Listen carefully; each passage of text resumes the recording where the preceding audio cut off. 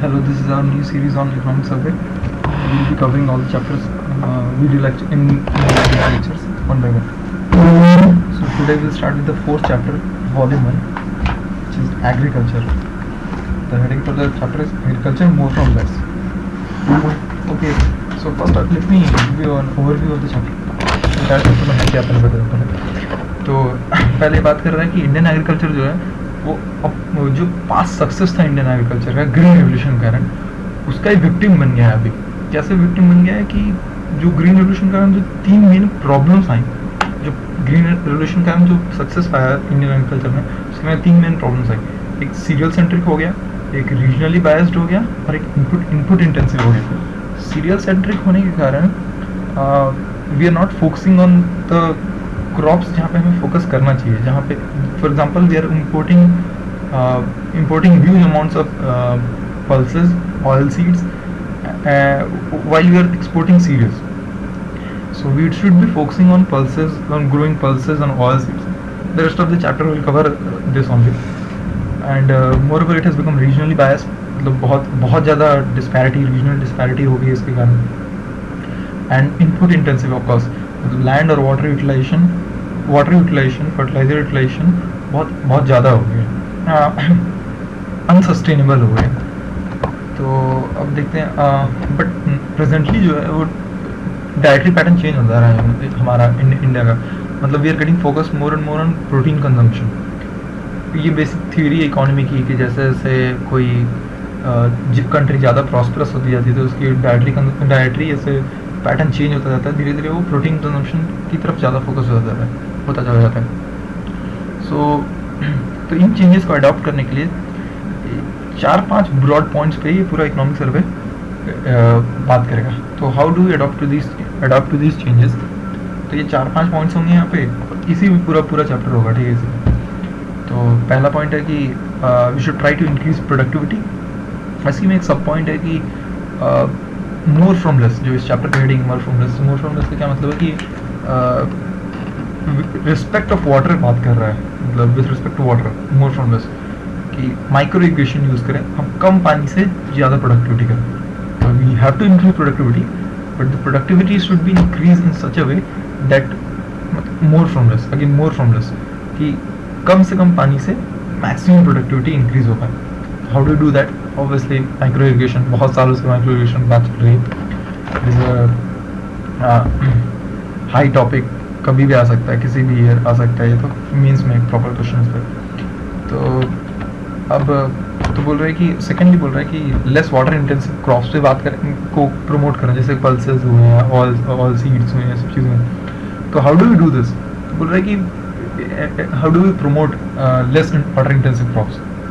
Policy changes की ज़रूरत है। पॉलिसी चेंजेस की ज़रूरत है इन द सेंस कि एमएसपी एक फेवरेबल होना चाहिए उसके लिए, उसके मतलब एक एमएसपी का जो अनाउंसमेंट है वो उसको फेवर करना चाहिए।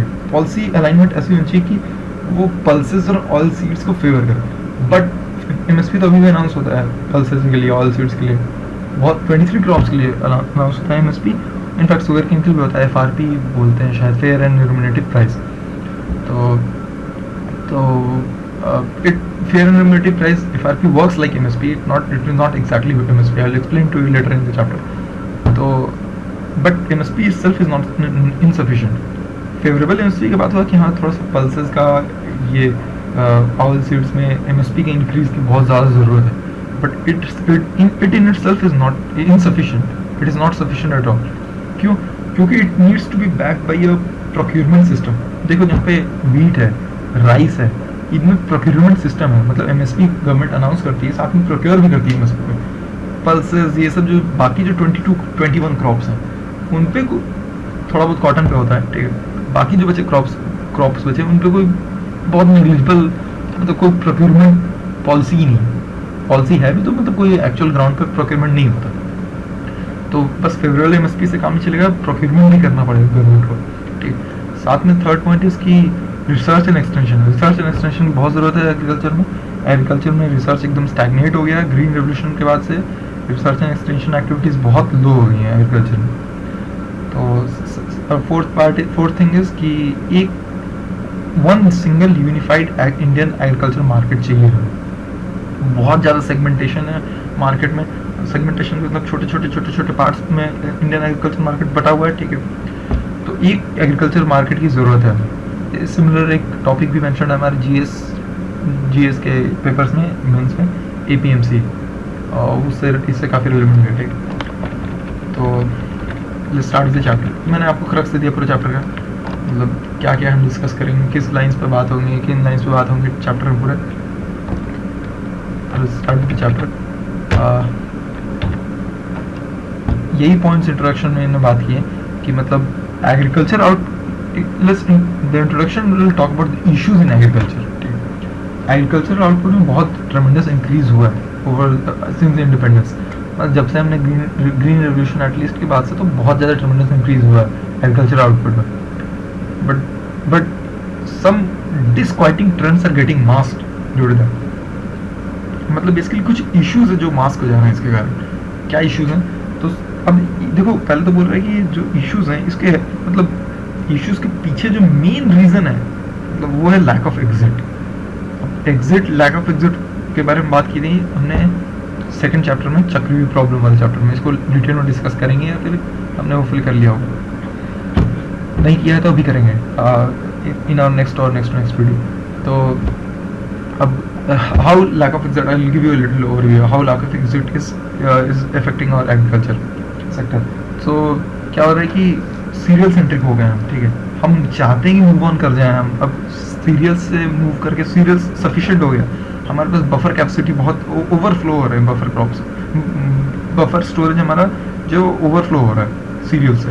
तो हम चाहते हैं, और हम पल्सेस, ऑयल सीड्स ये सब इम्पोर्ट कर रहे हैं, तो हम चाहते हैं कि हम पल्सेस और ऑयल सीड्स पे पॉलिसी को फोकस करें, बट हम एग्जिट नहीं कर पा रहे हैं उसको पॉलिसी हमारी, क्योंकि फॉर डिफरेंट वेरियस रीजंस। तो हम चक्रव्यूह चलने वाले चैप्टर में देख लेंगे। तो basically Indian agriculture has again become serial centric, regionally biased, input intensive. मैंने तीनों चीज़ आपको एक्सप्लेन की पहले, serial centric, regionally biased, serial centric, regionally biased and input intensive. जब बाकी क्रॉप्स को इंक्रीज करने की जरूरत है, जैसे कि स्पेशली पल्सेस है।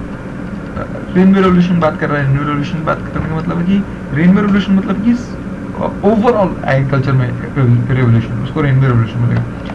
तो क्योंकि डायट्री पैटर्न हमारा इवॉल्व हो रहा है, प्रोटीन की तरफ ज़्यादा फोकस्ड है, और क्या है, पल्सेस जो है वो हमारी इंडियन इकोनॉमी की एटलीस्ट इंडियन लोगों का मेन सोर्स है प्रोटीन का। तो पल्सेस को ग्रो करने की ज़्यादा ज़रूरत है। अच्छा, और वही है कि फिर लैंड और वाटर को मिनिमम से मिनिमम यूज़ करके मैक्सिमम प्रोडक्टिविटी करनी है हमें। तो maximum productivity with respect to land and water, ठीक है। अच्छा, लैंड के चैलेंज तो है ही, क्योंकि बहुत डिक्लाइन, लैंड वाटर से मोर फ्रॉम लेस करना है, ये इनपुट्स को लीस्ट पॉसिबल यूज़ करके हमें प्रोडक्टिविटी के मैक्सिमम गेन्स चाहिए। तो लैंड में क्या प्रॉब्लम है? लैंड में प्रॉब्लम है कि कल्टिवेबल लैंड पर पर्सन बहुत शार्पली डिक्लाइन कर गया, mostly due to India's population growth, also due to various other reasons. क्योंकि डेवलपमेंट प्रेशर है, लैंड तो हर डेवलपमेंट एक्टिविटी के लिए चाहिए, तो इसलिए भी इंफ्रास्ट्रक्चर एंड ऑल दैट जो भी है, तो लैंड की डिमांड तो बढ़ती जा रही है, तो इसलिए भी, और ऊपर से पॉपुलेशन में भी इंक्रीज किया है। वाटर चैलेंज भी है। वाटर चैलेंज कैसे है कि इन द सेंस कि हमारे पास जो वाटर अवेलेबल है वो पर कैपिटा जो वाटर अवेलेबल है वो बहुत लो है। किसी भी एक जैसे ब्राज़ील एक सक्सेसफुल एग्रो इकोनॉमी मानते हैं ब्राज़ील को, तो उसके कंपेरेटिव हमें जो पर कैपिटा वाटर अवेलेबल है बहुत लो है। तो वाटर की क्या चैलेंज भी है, तो मोर फ्रॉम लेस चाहिए हमें, पे फोकस करना है हमें। यही इस चैप्टर का फोकस है, मोर फ्रॉम लेस। इस चैप्टर की हेडिंग यही है इनफैक्ट।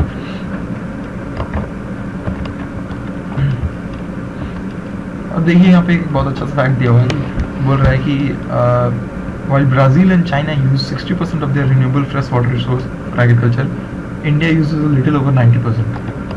तो बेसिकली हमें अपनी बेसिकली इट इज सेइंग कि बहुत ज़्यादा वाटर इंटेंसिव हो गया हमारा एग्रीकल्चर, उसको तो अगेन मूव फ्रॉम दिस।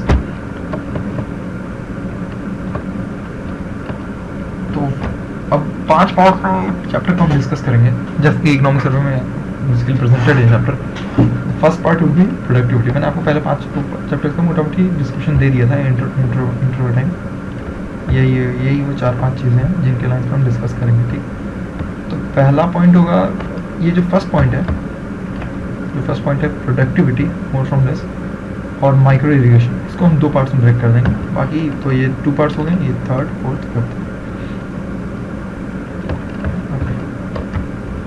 तो प्रोडक्टिविटी, सबसे पहले प्रोडक्टिविटी में पहले एक अभी क्या है, क्या सिनेरियो है, अभी स्टेटस को क्या है। तो बोल रहा है कि सेंट्रल चैलेंज ये है कि प्रोडक्टिविटी बहुत लो है इंडिया में compare to other countries. World average को हमसे कंपेयर करें तो, सॉरी फॉर द ब्रेक, में कहा था, मैं स्टार्ट करता हूँ ये फिर थोड़ा सा। सेंट्रल चैलेंज है ये कि लो प्रोडक्टिविटी है इंडिया में बहुत सारे क्रॉप्स में। अगर ग्लोबल एवरेज से कंपेयर करो या फिर किसी भी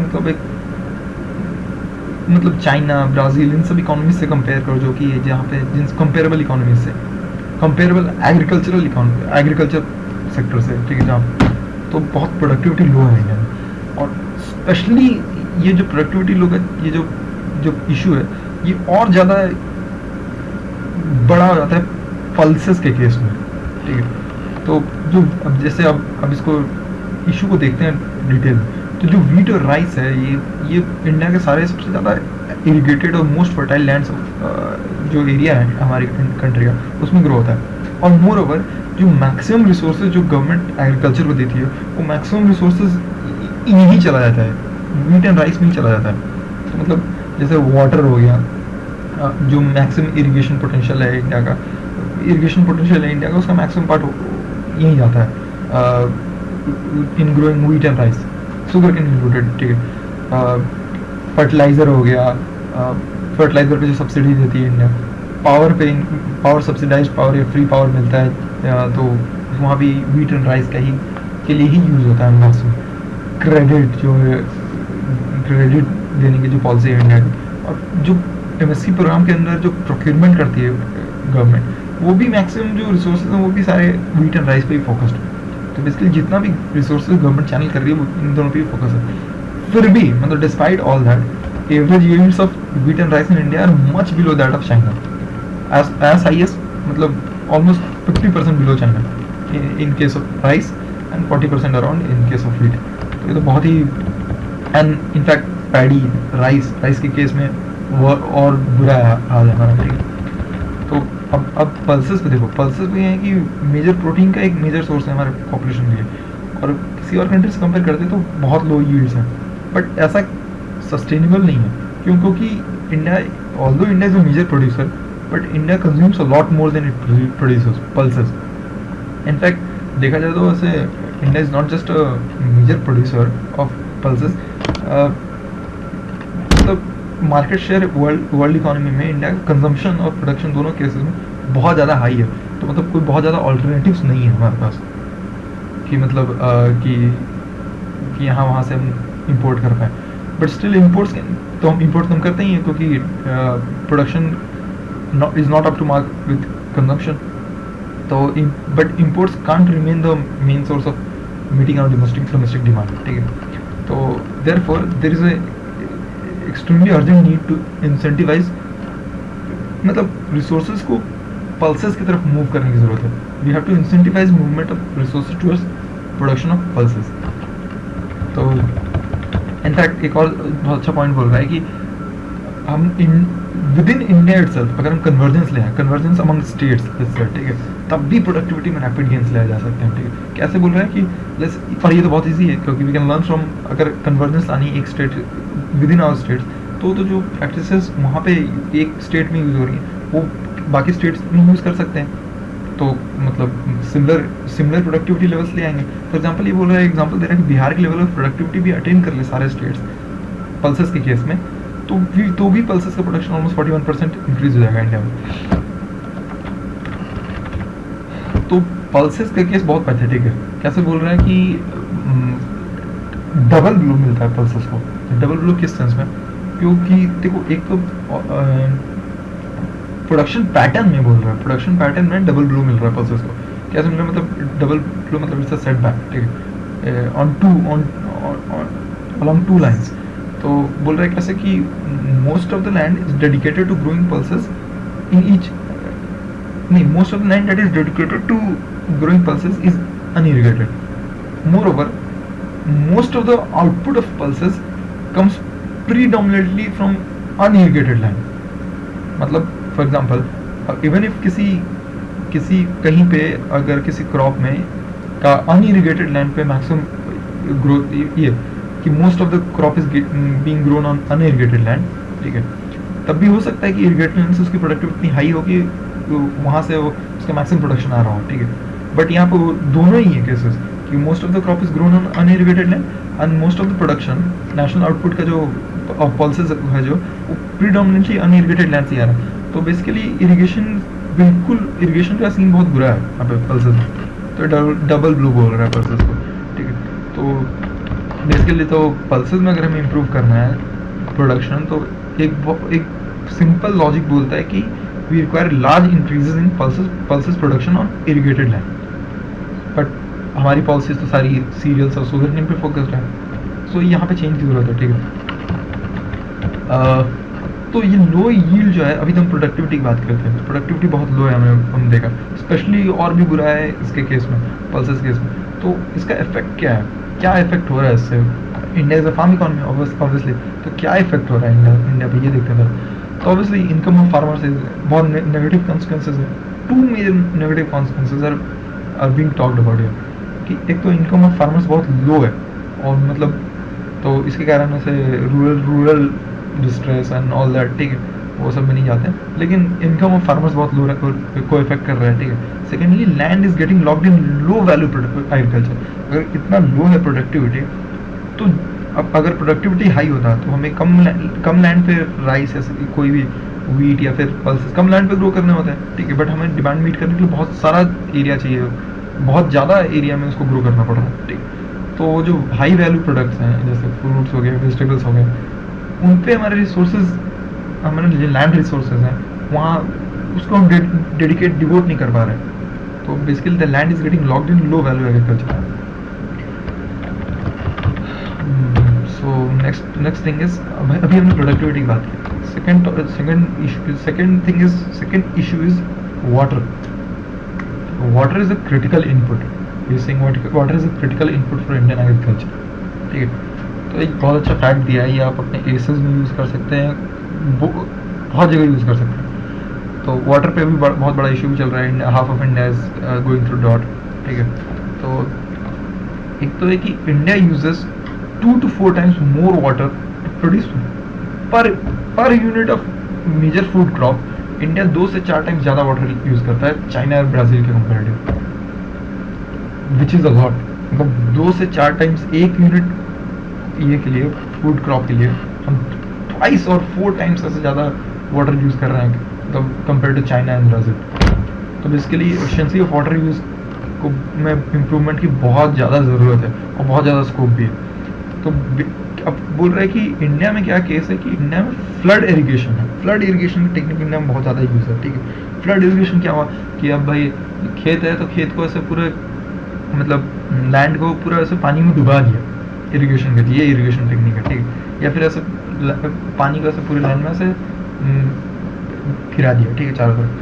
ये फ्लड इरिगेशन, ये एक्सट्रीमली इनएफिशिएंट यूज़ है वाटर का, इनएफिशिएंट टेक्निक है। तो एफिशिएंट टेक्निक्स क्या है? तो micro irrigation, obviously micro irrigation के बारे में बहुत सालों से बात चल रही है। तो sprinkler and drip irrigation are 2 most popular forms of micro irrigation, ठीक है। और रेन वाटर हार्वेस्टिंग की ऑब्वियसली जरूरत है, क्योंकि इंडिया में 90% फ्रेश वाटर हम अपना यूज़ कर ले रहे हैं। तो ऑब्वियसली बिना अगर हम अपने वाटर कंजर्व नहीं करेंगे तो someday it is not sustainable basically, ठीक है।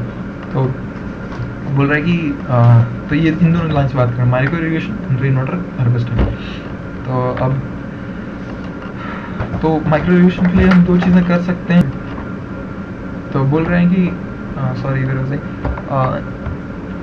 तो हाँ, ये जो न्यू इरिगेशन टेक्नोलॉजीज है जो माइक्रो इरिगेशन का, इनको इंफ्रास्ट्रक्चर लेंडिंग स्टेटस देने की जरूरत है। अभी इंफ्रास्ट्रक्चर लेंडिंग कैनाल इरिगेशन में जितना भी मनी लैंड होता है उसको इंफ्रास्ट्रक्चर लेंडिंग वाले पार्ट में आता है, लेकिन माइक्रो इरिगेशन नहीं आता। माइक्रो इरिगेशन को इंफ्रास्ट्रक्चर लेंडिंग का स्टेटस देने की ज़रूरत है। और तो मतलब फिर जो इंफ्रास्ट्रक्चर में जो पैसा जा रहा है, जो जो माइक्रो इरिगेशन में जो पैसा जाएगा उसको बोलेंगे हम इंफ्रास्ट्रक्चर में इन्वेस्टमेंट हो। तो और मोर ओवर पब्लिक स्पेंडिंग जो बढ़ाने की ज़रूरत है, गवर्नमेंट को और ज़्यादा स्पेंड करने की ज़रूरत है माइक्रो इरिगेशन।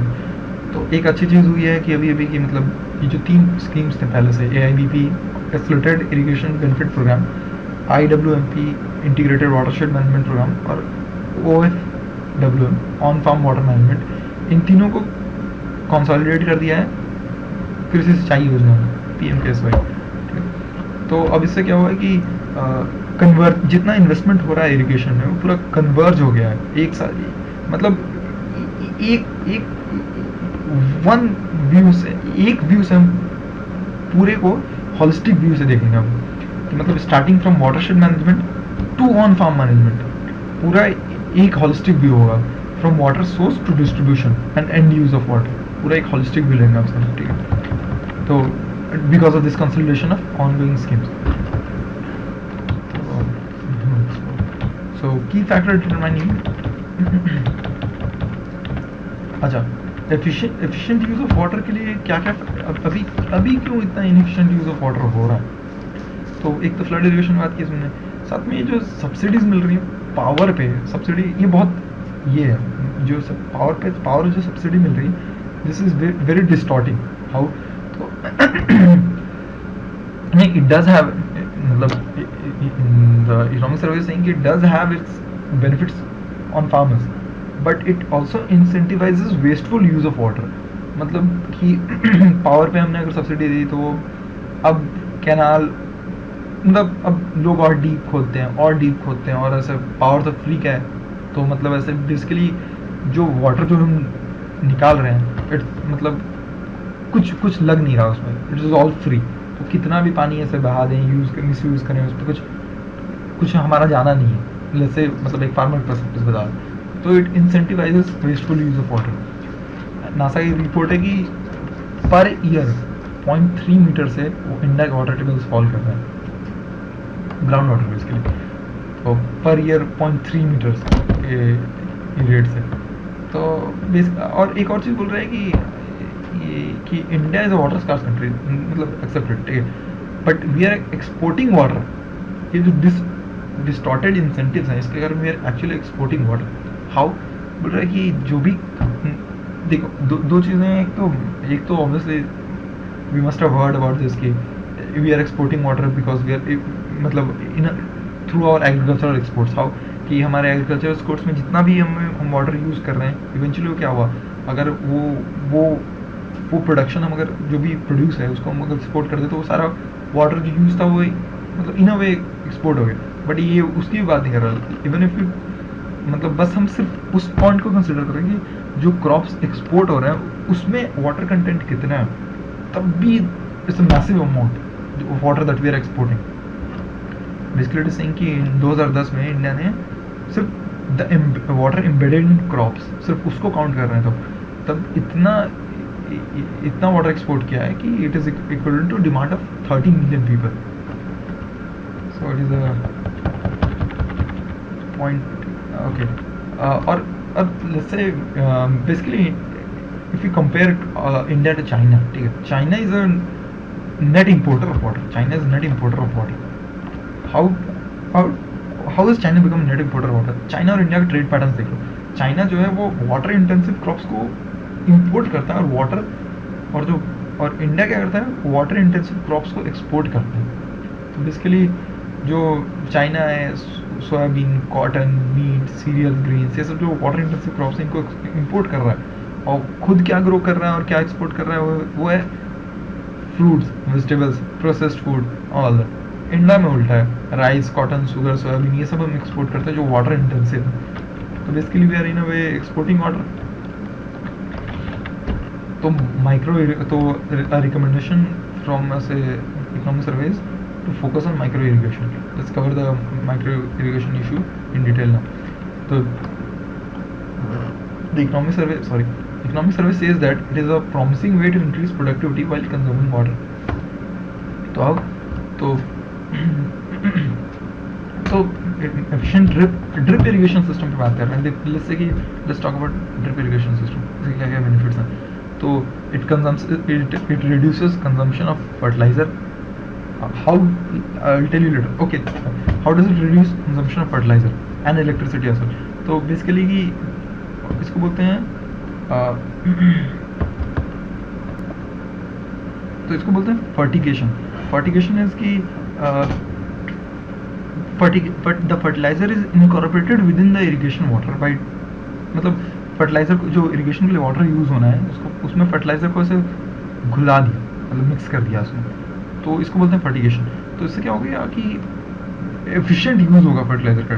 ड्रिप इरिगेशन इसकी मतलब ऐसे जो प्लांट्स हैं उसके जो जहाँ पे रूट्स हैं वहाँ पे ऐसे ड्रॉप बाई ड्रॉप बाई और धीरे धीरे वाटर गिरता चला जाएगा, मतलब ये मतलब over a very long period में. तो ये इस तरीके से हम इरीगेट कर रहे हैं, ये ड्रिप इरीगेशन हो. तो उसमें क्या होगा, अगर हम उसमें फर्टिलाइज़र मिला दिया हमने पहले से, तो बहुत एफिशिएंट यूज़ होगा, डायरेक्टली फर्टिलाइजर से सप्लाई होगा वो प्लांट्स को, तो जो भी हम क्रॉप्स के रूप में उनको, तो फिर ये बहुत एफिशिएंट यूज़ करेगा फर्टिलाइजर का. तो hence there will be less wastage and moreover the yield of crops will also go. तो बोल रहा है कि moreover the water that is lost due to evaporation canals में, वो भी कम्स डाउन ड्यू टू जो water loss है वहाँ पे कैनाल्स में, वो भी हम सेव कर सकते हैं. तो an efficient drip irrigation system will not only reduce consumption of water, it will also reduce water loss due to evaporation. And additional point here is कि it will increase the yields as well. मतलब it is a very effective, very efficient irrigation system, so obviously it is increase yields of our crops. So but इसमें bottlenecks क्या है, तो बहुत initial cost बहुत high है, मतलब invest जो कैपिटल फार्मर को लगाना पड़ेगा वो बहुत हाई है, और मोर ओवर स्किल चाहिए इसको मेंटेन करने के लिए. बेसिकली वो क्लॉग हो जाते हैं सारे पोर्स वगैरह अंदर, तो स्किल चाहिए इसको मेंटेन करने के लिए. तो जो इनिशियल कॉस्ट है उसके लिए तो जो हाई इनिशियल कॉस्ट है उसके लिए कुछ सॉल्यूशन दिए हैं economic survey, how to provide for it. तो बोल रहा है कि एक तो जो यील्ड्स विल गो अप, ठीक है. Moreover power of fertiliser का जो यूज़ करने का जो कॉस्ट है वो कम हो जाएगा, ठीक है. और तो इससे जो वटएवर मतलब जो इनकम बढ़ेगा due to increase of yields, and जो इनपुट्स में जो एक्सपेंडिचर में जो कम होगा, उससे जो कैपिटल जो बचेगा वो यहाँ इन्वेस्ट किया जा सकता है. मोर ओवर ऐसे गवर्नमेंट को क्रेडिट प्रोवाइड करने की ज़रूरत है माइक्रो इरिगेशन के लिए, फार्मर्स को. तो माइक्रो इरिगेशन पे एक इवैल्यूएशन किया इन्होंने, ठीक है, बहुत सारे स्टेट्स में, 13 स्टेट्स में, 64 डिस्ट्रिक्ट्स में, और वो वहाँ पे ऐसे ड्रिप इरिगेशन के बेनिफिट्स देखे गए हैं, ठीक है. कि ये यही है कि मतलब एक तो मैंने आपको जो बताया फर्टिगेशन, मैंने आपको पहले ही बताया, इसको फर्टिगेशन बोलते हैं. The proper term for it is fertigation, कि मतलब आप water soluble fertilisers are directly supplied to the roots of plants and hence there is less wastage and yields also have gone up. Moreover, there was substantial reduction in irrigation cost and savings on electricity and fertilizers because water is efficiently supplied and hence pumps are used for limited time. तो यहाँ पे electricity भी बचती है, और farm incomes तो improve करेंगी obviously. Okay, so this was our point on micro irrigation. The third point is the third issue that we are going to discuss is basically policy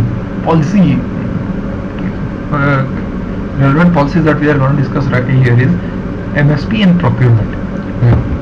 तो अब बहुत अनसर्ट, अब जो फार्मर्स एक और प्रॉब्लम फेस करते हैं कि जो उनके क्रॉप्स के को ग्रो करने के बाद जो बहुत अनसर्टेनिटी है उनको, जो प्राइसेस मिलते हैं उसमें, तो इस अनसर्टेनिटी के कारण बहुत प्रॉब्लम होती है. मतलब कि भाई हार्वेस्ट के बाद प्राइसेस डिसाइड होंगे अगर, तो फिर तो अनसर्टेनिटी है. तो अब वो उस पे अगर ये अनसर्टेनिटी हटा दी जाए तो उसके अकॉर्डिंग अगर वो उन्हें एक अश्योर्ड प्राइस मिले तो उसके अकॉर्डिंग वो अपना इन्वेस्टमेंट इनपुट्स वगैरह सब कुछ प्लान कर सकते हैं. सो ये अनसर्टेनिटीज हटाने की बहुत ज़रूरत है. तो इसका एक ऑप्शन है कि मतलब ऑप्शन, ये economic survey is talking about option contracts. Basically it is community futures बात कर रहे हैं बेसिकली, ठीक है, कि कम्युनिटी फीचर्स को यूज़ किया जाता है प्राइस अनसर्टेनिटी हटाने के लिए. मतलब पहले से ही आप सोइंग के टाइम ही आप पहले डिसाइड कर लो कि पोस्ट हार्वेस्ट इस डेट को कॉन्ट्रैक्ट हमारा फ्यूचर कॉन्ट्रैक्ट कर लिया हमने, इस डेट को इस प्राइस पे हमारा सारा प्रोड्यूस सेल होगा, अब डिपेंडिंग ऑन डिफरेंट कंडीशंस, ठीक है। तो बट ये जो ऑप्शन है ये बहुत कम लोगों के पास अवेलेबल है, ऑब्वियस है, क्योंकि मतलब हम फार्मर्स एजुकेटेड नहीं है एंड ऑल दैट, इस पे नहीं जाते हैं। बेसिकली जो हमारा फाइनेंशियल सेक्टर है वो इतना रूरल एरियाज तक पेनिट्रेट किया नहीं कि सबको अवेलेबल हो, बेसिकली बहुत माइन्यूस्कुल फ्रैक्शन ऑफ लोग फार्मर्स के पास ही है available. There might be other factors, but अभी मुझे यही दो क्लिक करना। तो बट तो और क्या हो सकता है इसका ऑल्टरनेटिव, तो MSPs, future prices can be guaranteed by government using the minimum support prices. तो अब गवर्नमेंट जो अभी क्या स्टेटस के 23 क्रॉप्स के लिए एमएसपी अनाउंस होती है, बट जो प्रोक्यूरमेंट है, एमएसपी लिंक प्रोक्यूरमेंट है, वो इफेक्टिव सिर्फ व्हीट और राइस में और to a certain extent in cotton, और शुगर केन के लिए भी एक एमएसपी टाइप का अरेंजमेंट है, वहाँ पे एक एफआरपी अनाउंस होती है, उसी एफआरपी पे मिल्स बस उसी फिक्स प्राइस पे मिल्स खरीद सकते हैं फार्मर से वो शुगर केन, एंड वो प्राइस फिक्स हो जाता है गवर्नमेंट से। तो अब एमएसपी लाइक अरेंजमेंट है। तो बेसिकली ये 4 क्रॉप्स ले लो एक बार के लिए, wheat, rice, cotton and sugar cane, तो एक एमएसपी लाइक अरेंजमेंट है, यहाँ पर प्रोक्योरमेंट भी है मोटामोटी। बट यहाँ भी एक प्रॉब्लम ये है कि even for these crops MSP is restricted to a subset of farmers in a very in few states only, मतलब ये सारे फार्मर्स के पास MSP linked procurement in crops में अवेलेबल नहीं है, not even in wheat, rice and cotton. इन तीनों क्रॉप्स में ऐसा नहीं है कि सारे फार्मर्स के पास, या फिर सारे स्टेट्स में भी ऐसा भी नहीं है, ठीक। Same state to state differ करता है, स्टेट के अंदर भी डिस्ट्रिक्ट टू डिस्ट्रिक्ट, स्टेट के अंदर भी फार्मर टू फार्मर डिफर करता है। रिच फार्मर्स के पास से प्रोक्योरमेंट ज़्यादा है, स्मॉल फार्मर्स से एमएसपी लिंक प्रोक्योरमेंट उन तक पहुँच नहीं पाता, नॉट दैट। तो बट जो अब पल्सेस में क्या केस देखो, चलो व्हीट राइस में देख लिया, चलो to some extent MSP link procurement in wheat and rice successful, but pulses के केस में तो मोस्टली फार्मर्स को पता ही नहीं है एमएसपी करके कोई चीज़ एग्जिस्ट भी करती है, जो फार्मर्स पल्सेस ग्रो करते हैं। तो मतलब ये डिस्टॉर्ट कर रहा है, ये जो एमएसपी का पॉलिसी है गवर्नमेंट का, ये डिस्टॉर्ट कर रही है, ये डिस्प्रोपोर्शनेटली फोकस्ड है wheat, rice and sugar cane में। तो ये मार्केट इंसेंटिव को डिस्टॉर्ट कर रही है। तो मोस्टली लोग क्या ग्रो करेंगे, व्हीट, राइस, ये सब ग्रो करेंगे, और ऊपर से ये वाटर इंटेंसिव है, सीरियल्स ग्रो कर रहे हैं लोग, जबकि डाइटरी पैटर्न जैसे चेंज हो रहे हैं, हम इंपोर्ट ज़्यादा कर रहे हैं पल्सेस ग्रो करने की ज़्यादा जरूरत है। तो इसका रिजल्ट ये हो रहा है कि buffer stocks of paddy and wheat have gone much beyond required norms। तो बहुत पुराना इशू है। सेकेंड इज कि पल्सेस एंड एडिबल ऑयल्स में ये है कि इतना हम इंपोर्ट कर रहे हैं, इतना इंपोर्ट कर रहे हैं, फिर भी ऐसे प्राइस स्पाइक हो जाता है रैंडम ऐसे, कभी जैसे अभी रिसेंटली हुआ था, ऐसे 200 रुपीज़ kg हो गया था पल्सेस नॉर्दर। तो अब एमएसपी प्रोक्योरमेंट है नहीं, अगर मान लो कि मोस्ट ऑफ द क्रॉप्स में नहीं है, बहुत सारे स्टेट्स में नहीं है, ठीक, तो उसको होगा क्या, या तो फार्मर अपने लोकल में बेचेगा ऑब्वियसली फार्मर्स, ठीक है। प्राइवेट इंटरमीडिएटरीज बहुत ग्रो होंगे इसके कारण, एक तो ठीक है, तो प्राइवेट इंटरमीडिएटरीज को फार्मर बेचेगा, ठीक, तो या तो अब उसको एमएसपी के ऊपर बेचेगा तो एमएसपी के नीचे बेचेगा, बट ऑब्वियसली क्या ज़्यादा प्रेवलेंट होगा, बिलो एमएसपी बेचना, ठीक है, क्योंकि कोई सिक्योरिटी नहीं है ना, कोई अश्योरेंस नहीं है, तो फार्मर्स को चीट कर पाना बहुत आसान है। और ऑब्वियसली एपीएमसी यूनिफाइड मार्केट नहीं है एंड ऑल दैट, वो सभी रीजंस हैं एंड ऑल दैट। तो इसके कारण ये भी होगा कि मतलब मान लो किसी स्टेट में एमएसपी लिंक्ड प्रोक्योरमेंट है, किसी स्टेट में नहीं है एमएसपी लिंक्ड प्रोक्योरमेंट, तो क्या होगा, रीजनल बायस क्रिएट होगा फार्म इनकम से। कहीं पे व्हीट, राइस ये सब ग्रो हो रहे हैं जो क्रॉप्स के लिए प्रोक्योरमेंट है, और कहीं पे वो जैसे फॉर एग्जांपल पंजाब, हरियाणा, उधर तो कहीं पे कोई और क्रॉप्स ग्रो हो रहे हैं, फॉर एग्जांपल मध्य प्रदेश में, तो वहाँ पे भी रीजनल बायस होगा, उसके कारण भी रीजनल बायस क्रिएट होगा, तो रीजनल डिस्पैरिटी आ रही है इस कारण, ठीक। तो अब एमएसपी, बिलो एमएसपी ही लोग फार्मर ज़्यादा सेल कर रहे हैं इन क्रॉप्स को, जो कि एमएसपी जो कि प्रोक्योर नहीं करती गवर्नमेंट, और तो अब उसके कारण क्या होगा, तो अब इसके चलते बहुत एक अर्जेंट नीड है कि एमएसपी को, जो एमएसपी गवर्नमेंट अनाउंस कर रही है, उसके साथ साथ गवर्नमेंट प्रोक्योरमेंट एफर्ट्स भी डाले, और स्पेशली उन क्रॉप्स के लिए जो कि हमारी कंट्री के स्कार्सिटीज को रिफ्लेक्ट करें, जैसे हम वाटर स्कार्स हैं तो उसका उसके लिए हमें मोस्ट इफेक्टिव यूज़ करने की ज़रूरत है, मोर एफिशिएंट यूज़ करने की ज़रूरत है वाटर की।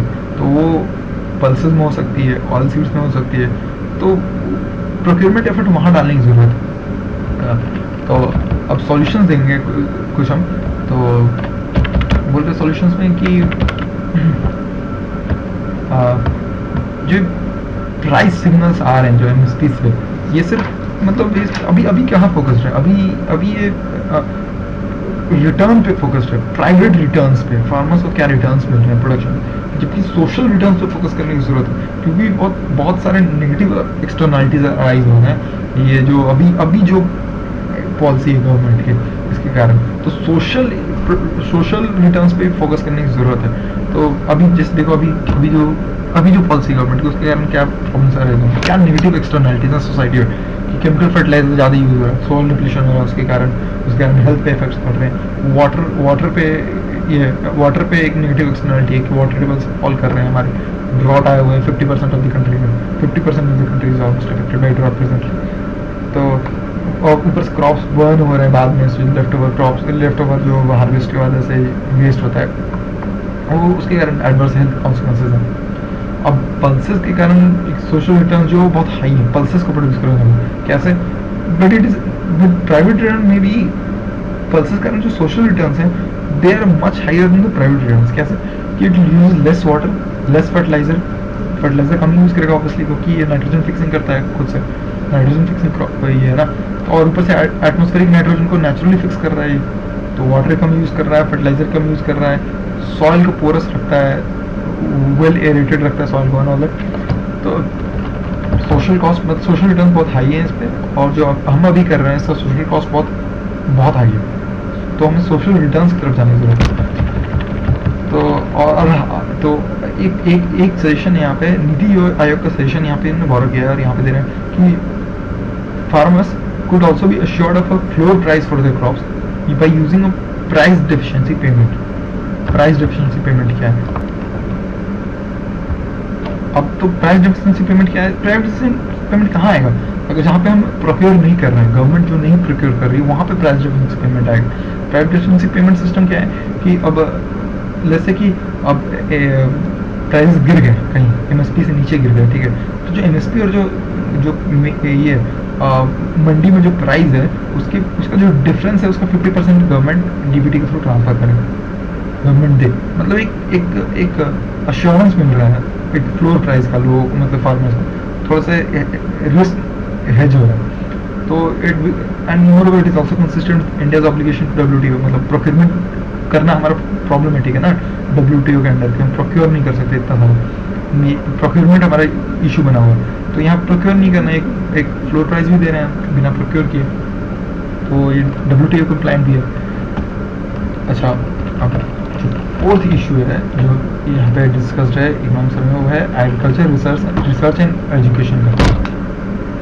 तो एक तो यहाँ पर फैक्ट देवा नार्स जो India national agriculture research system, ये नेशनल एग्रीकल्चर रिसर्च सिस्टम में क्या क्या आता है? आईकार आता है, मतलब Indian council of agriculture research, और बहुत सारे और रिसर्च इंस्टीट्यूट्स हैं।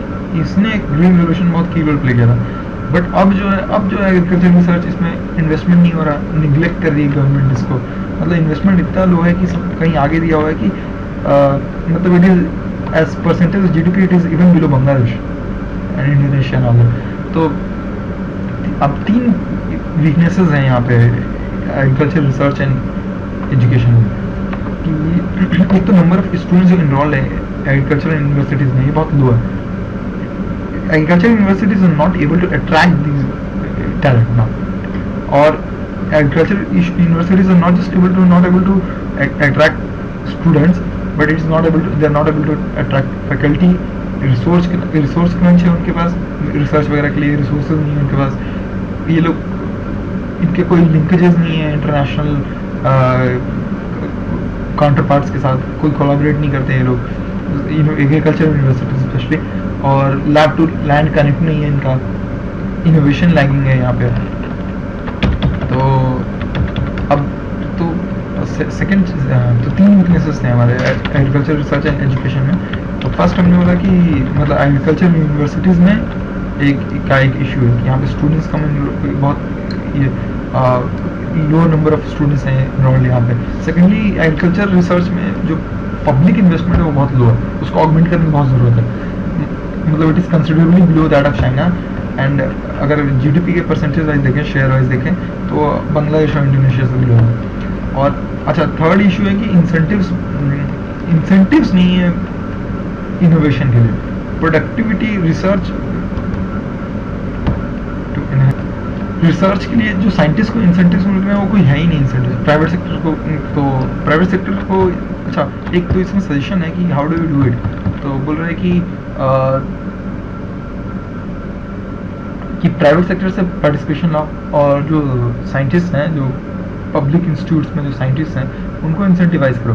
तो एक एग्जांपल दे रहा है कि एक जो एड्स या वैक्सीन के लिए एक आइडिया था, उसमें क्या किया था कि वो यहाँ पे यूज़ किया जा सकता है। उसमें क्या किया था कि आप गवर्नमेंट के पास पेटेंट आ जाएगा।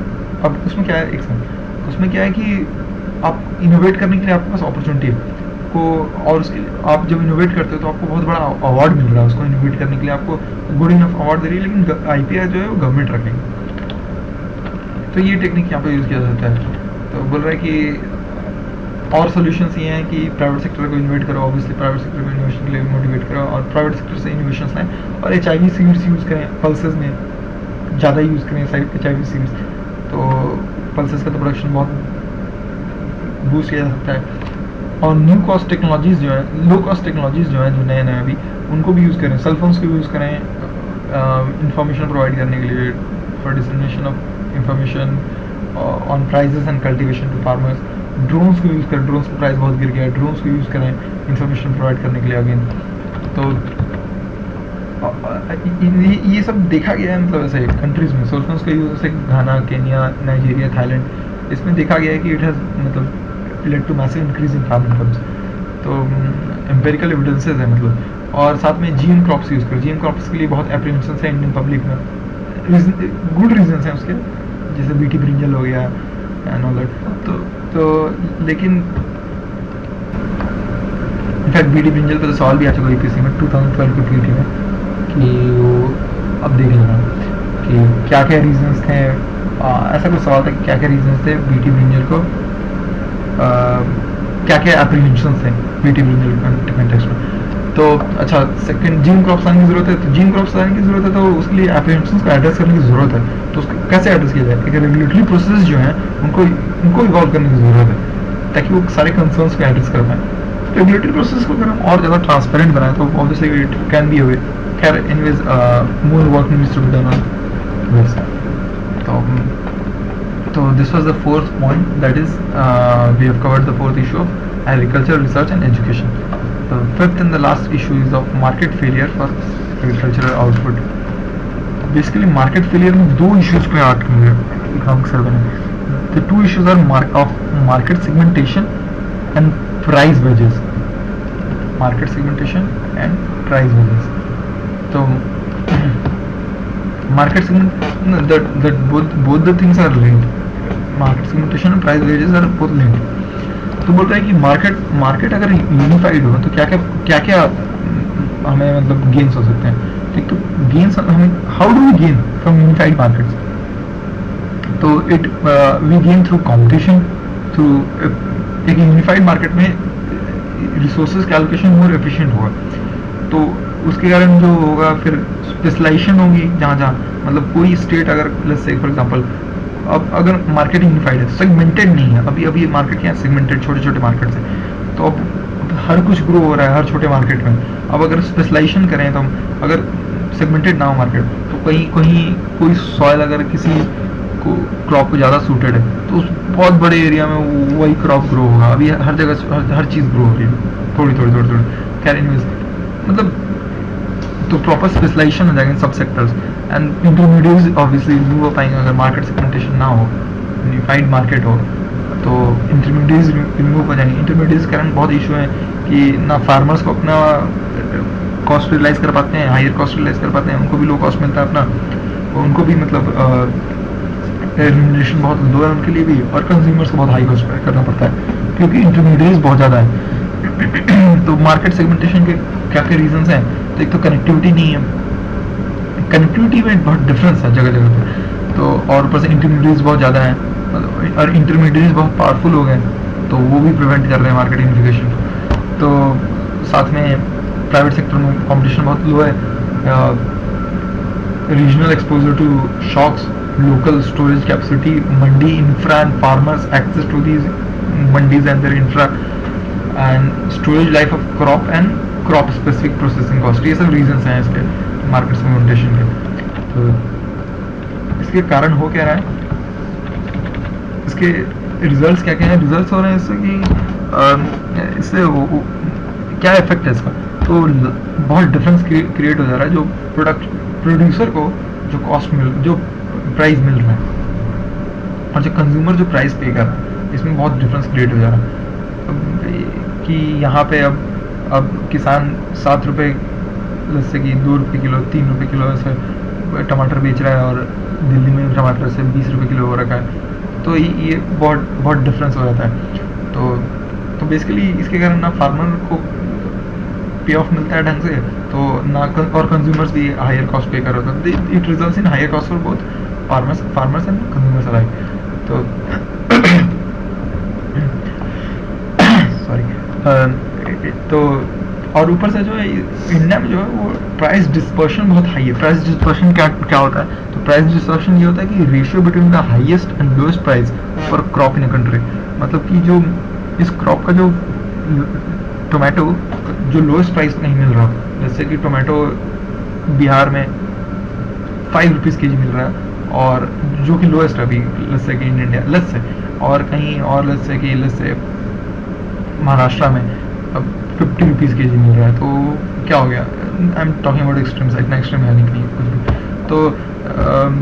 तो प्राइस डिस्पर्शन 10 हो गया। It is a ratio between the highest and the lowest price for a crop in a country.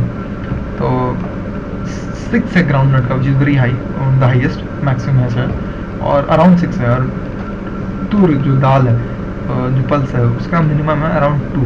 अब ये जो है इंडिया का जो प्राइस डिस्पर्शन है, मतलब सेम क्रॉप इंडिया में कहीं जो हाईएस्ट प्राइस जो है सेम क्रॉप का और जो लोएस्ट प्राइस है सेम क्रॉप का, वो इतना ज़्यादा डिफरेंस है इसमें कि मतलब इसको यूएस के साथ कंपेयर कर रहा है 60s के यूएस के साथ।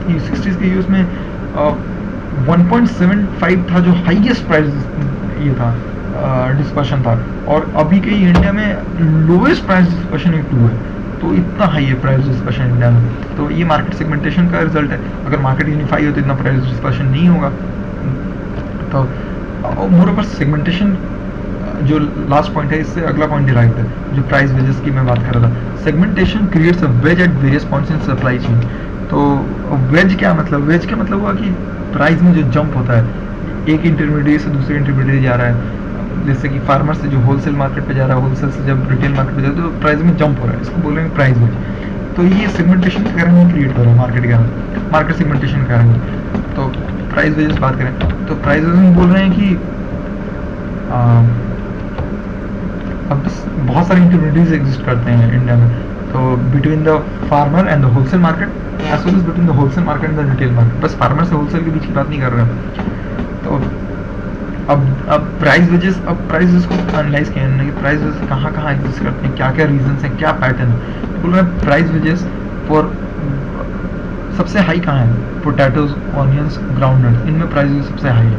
और राइस, व्हीट, ये सब जो है जो इनके प्राइस वेजेस रिलेटिवली लोअर हैं। क्योंकि इसके ऑब्वियस रीजन समझ में आता है कि गवर्नमेंट प्रोक्योरमेंट है यहाँ पे, तो एक मतलब एश्योरेंस है, एक प्राइस लेवल डिसाइडेड है कि भाई सब गवर्नमेंट में बेच सकते हैं इस प्राइस पे। तो इसके कारण, और साथ में ऐसे बहुत सारे फार्मर्स ऐसे लार्ज मेजॉरिटी फार्मर्स इसी को प्रोड्यूस कर रहे हैं। तो अच्छा, और पल्सेस में जो है वो price wedges are not as high as potatoes, onions and groundnuts. तो अब इसके पीछे क्या एक्सप्लेनेशन होता है, इससे क्या डिराइव हो सकता है? तो इससे ये समझ में आ रहा है कि पेरिशेबिलिटी जो है प्रोडक्ट का, पल्सेस जो है वो उतना मतलब दे लास्ट, बट जो पोटैटोज, ऑनियंस, ये सब जो प्रोडक्ट्स हैं ये पेरिशेबल है। तो पेरिशेबिलिटी जितनी हाई है उतना ज़्यादा वो भी एक फैक्टर है। Perishability is also factor in मतलब अफेक्टिंग प्राइस वेजेस, ये समझ में आ रहा है। तो अब यहाँ तो होगी, ये हो गई फार्मर और होलसेल के बीच की बात। अब रिटेल और होलसेल के बीच, मतलब होलसेल से रिटेल जब जा रहे हैं तब कैसे प्राइस को कैसे वो एनालाइज किया, तो बोल रहे हैं कि पेरिशेबल में अगेन यहाँ पे वेजेस बहुत हाई है, मार्कअप्स बहुत हाई है, और राइस में भी दिख रहा है मार्कअप। लेकिन तो राइस का मार्कअप इन्होंने ऐसे एक्सप्लेन किया कि प्रोसेसिंग कॉस्ट है राइस को, पैडी को प्रोसेस करके फिर राइस निकाला जाता है, इसलिए शायद में भी नहीं, it's a good enough explanation कि क्यों इसमें प्राइस है। अच्छा, और एक और फिनोमेना ये चीज़, एक और मतलब ऑब्जर्वेंस है, ऑब्जर्वेशन है कि जो वेजेस में जो वेरिएशन है, सेम कम्युनिटी में जो वेजेस हैं ये भी वेरी करते हैं स्टेट टू स्टेट। तो किसी स्टेट में प्राइस वेज का जो मार्कअप है वो बहुत हाई हो जा रहा है, जैसे फॉर एग्जांपल कर्नाटका, मध्य प्रदेश, महाराष्ट्र है। तो इससे basically what the economic survey is trying to say, कि इसका मतलब ये है कि this problem can be solved if there is a common national market for agricultural commodities in India. एक नेशनल मार्केट चाहिए, एक नेशनल मार्केट होगा तो जो variation across states this will go away. जो इतने वेजेस हैं, नेशनल मार्केट्स क्या होगा, इंटरमीडिएट्स रिड्यूस हो जाएंगे, इंटरमीडिएट्स अगर रिड्यूस हो जाएंगे तो फिर again the price wedges will go down. तो बेसिकली ग्रेटर मार्केट इंटीग्रेशन, यहाँ पे इन्होंने बोला कि greater market integration is essential for farmers to get higher farm gate prices. मतलब कि इंटरमीडिएट्स रिड्यूस होंगे तो प्राइस वेजेस रिड्यूस होंगे और फार्मर्स को बेटर प्राइसेस मिलेंगे, बेटर प्राइस रियलाइजेशन होगा उनका अपने क्रॉप्स के लिए। तो अब ये बोल रहा है कि जीएसटी बिल जो है it is good step in this direction, but और भी कुछ कर सकते हैं हम कि मतलब फिजिकल इंफ्रा बेटर दें हम फार्मर्स को, ताकि वो डिस्ट्रेस सेल ये सब ना हो, मतलब कुछ किसी भी प्राइस पे सेल ना कर रहे हो, वरना ऐसे कि गुड्स पेरिश हो रहे हैं, जैसे फॉर एग्जांपल गुड्स पेरिश हो रहे हैं तो किसी भी प्राइस पे सेल कर देंगे वो, कि पेरिशेबल गुड्स हैं तो कि को भी जल्दी सेल करना है। और साथ में प्राइस डिसिमिनेशन हो प्रॉपर ऐसे कि फार्मर्स को कि क्या प्राइस रियलाइज कर सकते हैं, और लॉज रिमूव करने की ज़रूरत है, ऐसे लॉज जो कि फार्मर्स को फोर्स करते हैं कि वो अपने लोकल मोनोपोलीज को सेल करें। For example APMC acts are an example of it. I think this I have completed the entire chapter. I will give the crux of the chapter all over again once. So basically हमने इस chapter में क्या बात की कि Indian agriculture जो है वो उसमें बहुत सारे डिस्टॉर्शंस हो गए हैं, सीरियल सेंट्रिक हो गया है, रीजनली बायस्ड हो गया है, इनपुट इंटेंसिव है, और तो डाइटरी पैटर्न्स चेंज हो रहे हैं, प्रोटीन कंजम्पशन बढ़ रहा है, तो ये मोर ऊपर बहुत ज़्यादा इंपोर्ट कर रहे हैं पल्सेस, तो पल्सेस की तरफ फोकस करने की ज़रूरत है। और 5 लाइन्स पे हमने बात की, उसके बाद फिर पूरे चैप्टर में 5 इशूज डिस्कस किए। प्रोडक्टिविटी इंक्रीज करने की ज़रूरत है, मोर फ्रॉम लेस जो इस चैप्टर का हेडिंग है, उसके लिए माइक्रो इरिगेशन जैसे हमने टेक्निक्स वगैरह को डिस्कस किया, rain water harvesting and all, और लेस वाटर इंटेंसिव क्रॉप्स को प्रायोरिटाइज करने की ज़रूरत है। फिर पॉलिसी अप्रोच चेंज करके, MSP प्रोक्योरमेंट पॉलिसी ये सब अप्रोच चेंज करके less water intensive crops like vowels and oil seeds को कल्टीवेशन को प्रायोरिटाइज करने की ज़रूरत है। रिसर्च एंड एक्सटेंशन में को वापस से we have to put life into research and extension all over again in agriculture. तो इसमें इन्वेस्टमेंट की ज़्यादा ज़रूरत है, इंसेंटिव्स की ज़्यादा ज़रूरत है। और थर्ड एक और पॉइंट हमने बात की कि इसमें और जो ये एग्रीकल्चर यूनिवर्सिटीज़ हैं, जो एग्रीकल्चर एजुकेशन है, इसको और बेटर बनाने की ज़रूरत है। अच्छा, Indian agricultural market, unified Indian agriculture market पे हमने बात की, डीप सेगमेंटेशन है इंडियन एग्रीकल्चर मार्केट में, उसको हटा के यूनिफाइड एग्रीकल्चर मार्केट की ज़रूरत है। Thank you. And one small request, please give me your feedback in your comments, and we would love to improve. आपको जो भी अच्छा लगा, नहीं अच्छा लगा, आप please give your feedback, and please please share our video with your friends if you like them. And moreover, अगर आपके पास कुछ सजेशंस हैं, आप कुछ चाहते हैं कि किसी और टॉपिक पे हम कुछ वीडियो बनाएं, तो please you can suggest. Thank you.